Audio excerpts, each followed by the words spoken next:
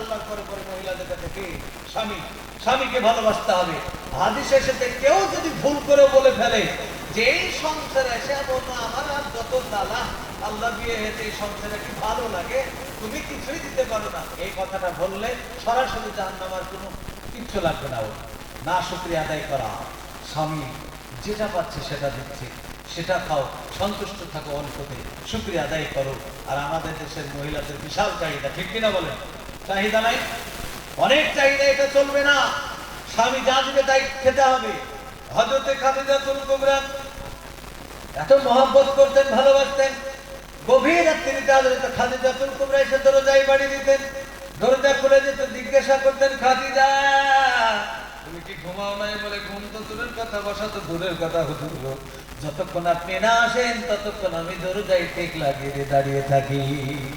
আপনার রাত্রের বেলায় গেলে মনে সবাই দাঁড়িয়ে আছে থাকি, ও হুজুর বলেন এক গ্লাস পানি চাহলে দেয় না, পানি যখন প্রচন্ড পিপাসা লেগেছে, লোকটা জানে কাজ নাই, কুটা দিন কাজ নাই, ও দেখো পানি তুলে খাওয়া, বলে না বলে না?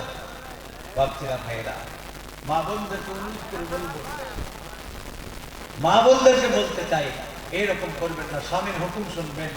নবীজি বলেছেন আল্লাহর পরে যদি সেজদার অনুমতি দিতেন মহিলাদেরকে দিতেন স্বামীর পদতলে সেজদা। এত ভালোবাসা নবীজির জন্য হীরা পাহাড়ি। এখানে হাজী সাহেব আছে, হাজী সাহেব তারা হজ করতে গিয়ে যে এখন তো সিঁড়ি, আপনার উপরে পাহাড়ে চূড়ায় উঠে খাবার নিয়ে যেতেন, সেখানে হাজিরা গেলে 2 রাকাত নামাজ পড়ে সেখানে খাবার নিয়ে যেতেন কষ্ট করে, 55 বছর বয়স, তারপরে খাবার নিয়ে যেতেন, যেতে যেতে এলে যেতেন। আল্লাহ বললেন যে মহাব্বত ভালোবাসা নবীর উপরে ভালোবাসা থেকে আমি আল্লাহ স্বয়ং জিবরিল আমিন বলে দাও ওকে আমি সালাম দিলাম আমার তরফ থেকে, ধরে বলেন সুবহানাল্লাহ।